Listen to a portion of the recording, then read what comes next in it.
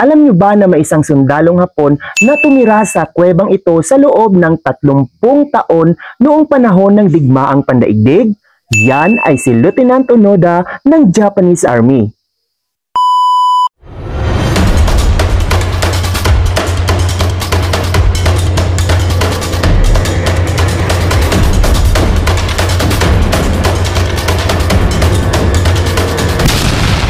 Bumiyahe nga ang aming grupo patungong Lubang Occidental, Mindoro upang masilayan ang makasaysayang kuweba sa lugar na pinaniniwalaang tinirahan ni Second Lieutenant Onoda ng mahigit 30 taon noong World War II. Ngunit bago nga natin marating ang lugar na ito ay bumiyahe muna kami mula Manila via Tagaytay Road patungong Nasugbu Port. At matapos nga ang halos 3 oras na biyahe ay narating namin ang Port of Nasugbu kung saan bibiyahe naman tayo papuntang munisipyo ng Lubang ng mahigit 3 oras. Hi guys, so nandito tayo ngayon sa Nasugbu Port guys. So tayo po'y magbabiyahe papuntang Lubang Occidental, Mindoro para puntahan po ang isa sa mga historical na kuweba na matatagpuan doon sa lugar noong panahon ng digmaang pandaigdig. Matapos nga kaming magbayad ng 650 pesos per pax, ay pinayagan na kaming sumakay sa maliit na ferry boat na ito na may total capacity na mahigit 100 katao. Siyempre dahil maaga tayong dumating ay halos wala pang pasahirong naka-occupy sa mga designated seats na ito. Subalit maya-maya lang ay napuno na rin ang ating barkong sinasakyan. Heto na nga guys at nakarating na tayo dito sa isla ng Lubang, isang payak na isla na may malaking potensyal pagdating sa turismo at pagninegosyo. Sobrang tahimik nga ng lugar kaya naman dinadayo ito ng iba't ibang lokal at international na mga turista. Kitang-kita naman sa lugar na ito ang mga ongoing development na hudyat ng patuloy na pag-unlad sa isla. Habang tayo nga ay nagbabiyahe patungo sa ating matutuluyan ay damang-dama ko ang probinsya vibes sa lugar na ito, preskong hangin at nakakamanghang mga tanawin. Sobra nga din akong na-amaze sa kalinisan ng kanilang paligid dito. Talagang kitang-kita na di matatawaran ang disiplina at dedikasyon ng mga tao pagdating sa kanilang kapaligiran. Hello mga ka-travel, so nandito tayo ngayon sa kanilang napaka-cute at napakagandang municipal hall dito lamang sa bayan ng Lubang Occidental, Mindoro. Kaya naman samahan nyo ko guys sa ating kakaibang adventure sa lugar na ito. Woo! At syempre, na-meet and greet din natin ang ama ng kanilang bayan na si Mayor Orayani. Nakipag-ugnayan din tayo sa kanilang Municipal Tourism Office para sa ating pag-akyat sa Onoda Trail and Caves. Samantala, ang lakas maka-nature vibes ng kanilang mini park dito sa harap ng kanilang munisipyo. Oh, di ba? Amazing! Malaking tuwa naman ang dulot ng kanilang gymnasium para sa physical activities ng kanilang mga kabataan rito. May MDRRMO na handang tumulong anumang oras ng pangangailangan. Kapansin-pansin naman ang disenyo at arkitektura ng kanilang kulay asul na simbahan dito sa isla. May fire station, Hall of Justice, at youth center din sila dito sa lugar. Ang bayan ng Lubang dito sa Occidental, Mindoro ay kilala rin sa kanilang Pandango sa Ilaw Festival na ipinagdiriwang sa tuwing buwan ng Agosto. Dumayo din tayo sa kanilang simpleng pamilihang bayan kung saan matatagpuan ang kanilang inaani at inaangkat na mga produkto. Guys, nandito tayo ngayon sa tabing dagat guys kung saan nagdadak ang mga mangingisda dito guys. Sagana dito guys ng mga iba't ibang isda na makukuha kaya naman nandito tayo ngayon para bumili ng pasalubong na daing. Woo! Yan, mula dito sa isla ng Lubang Occidental, Mindoro. Nalingki kami dito guys. Ayan, thank you ate. So dito nga ay bumili tayo ng mga small packs ng dilis at mga pusit na ating ipapasalubong sa ating pag-uwi. So kinakabukasan nga guys ay lumarga na tayo kasama ng ating team sa ating first destination, ang makasaysayang Onoda Trail and Caves na matatagpuan dito sa lugar. Hello mga ka-travel, so nandito tayo ngayon sa paanan ng Onoda Trail and Caves upang simulan ang ating trekking adventure sa araw na ito. So sila nga guys ang ating kasamahan sa pag-akyat sa Onuda Trail for today's video. Kasama nga natin dito si Dukhang Api Vibes na 7 beses nang umakyat sa nasabing lugar. Okay guys, let's start hiking going to Onuda Trail guys.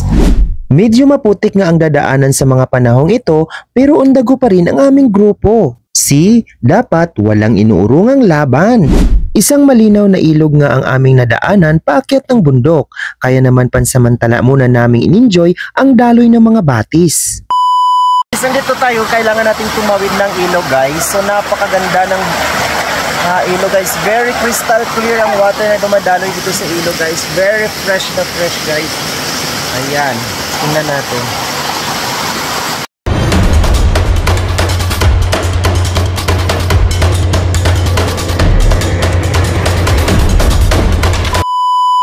Yan guys, we are approaching another river.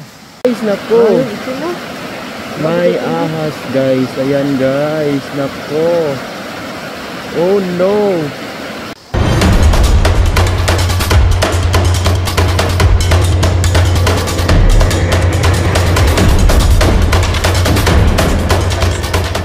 So malapit na guys ang Cave 1 guys. Medyo pa-stiff na yung ating aakyating mga bato-bato guys. So ayan, nakikita nyo guys ang aming team. So ito na guys, tanaw na natin yung Cave 1 guys. Ayan, there we go, we are approaching na. Dito tayo ngayon sa bukana ng tinatawag nilang Cave 1 na naging tirahan din ni Lieutenant Onoda noong World War II. Kaya naman, enjoyin lang natin ang ating travel sa araw na ito. Okay guys, nandito tayo ngayon sa loob ng Cave 1 ng Onuda Trail. So ang rock formation na to guys ay nabubuo ng daan-daang taon guys. Kaya naman dapat natin itong ingatan guys while we are here inside the Cave 1. Guys, ang ganda ng mga rock formations dito guys. Tingnan nyo naman sa taas niya guys. Ayan. Sulit na sulit talaga yung pawis, pagod. Ayan. Na ating sinuong para marating ang lugar na ito guys. Wow, ang linis guys. O, tingnan nyo guys. Wow. Okay guys. So, ayan. You must visit ito guys na lugar guys. Una pa lang ito guys sa mga cave na kanyang tinirahan. Kaya meron pa tayong 3 cave guys na pupuntahan. Kaya naman samahan nyo ako guys. So guys, ang lugar na ito guys, ito daw yung Cave 2. So hindi muna natin guys pupuntahan ang Cave 2 kasi medyo masukal.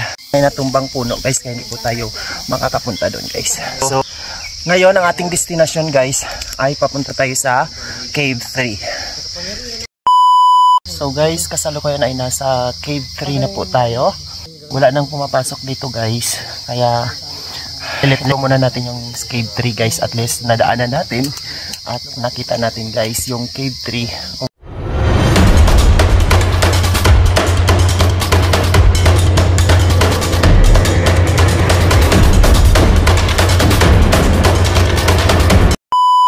Sa wakas, narating na natin ang Cave 4 kung saan 30 years na nanirahan dito si Lieutenant Onoda guys. So kayo guys, kaya nyo bang tumira sa lugar na ito in 30 long years? So guys, subukan natin pasukin guys ang loob ng kuwebang ito guys. Sabihan ko lang. Dito na tayo guys sa loob. Allah. Paniki sir. Ha? Paniki sir. So ang daming paniki guys. Oh no! Ang taas. Ayun guys.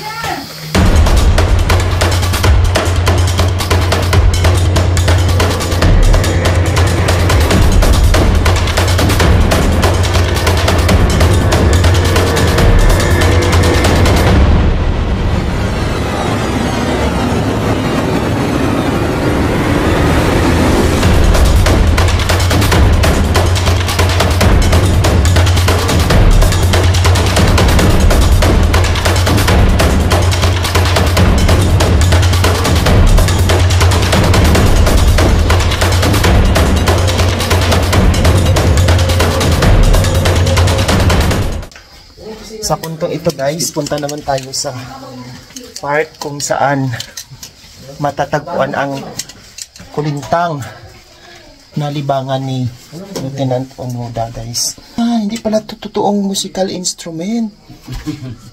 Ayan guys, oh. Ito. Ito pala yung rock formation guys na nagpo-produce ng sounds. Yan. Ito daw yung libangan ni Lieutenant Onoda nung time na yun guys. Ayan, oh.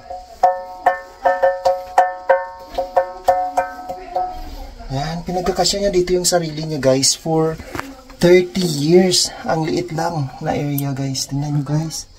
Oh. See? Ayan. So, kaya nyo ba guys na tumira dito sa lugar na ito for 30 years? Nako. So, kaya naman superhero guys ang touring ng mga Japanese guys kay Lieutenant Onoda nung time na pabalik sa kanilang bansa sa Japan guys. Okay. May mga dumadaloy na mga tubig. So, iniinom siguro ito ni Lieutenant Onoda guys. Itong bawat patak ng tubig na nandito. Okay. Ang ganda ng rock formation dito guys sa loob. Ito guys. So, imagine dito lang siya guys. Nakaupo sa mahabang panahon guys. Yan.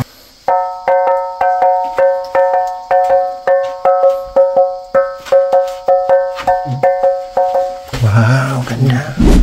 Sobrang inspiring talaga guys ang kwento ng buhay ni Lieutenant Onoda noong World War II. Woo! Kaya naman sa ating paglisan ay baon-baon natin ang kwento ng kanyang katatagan at determinasyon sa pagharap sa bawat hamon ng buhay. There you have it mga ka-travels. I hope na nag-enjoy kayo sa ating travel adventure ngayong araw na ito. Hanggang sa muli, salamat!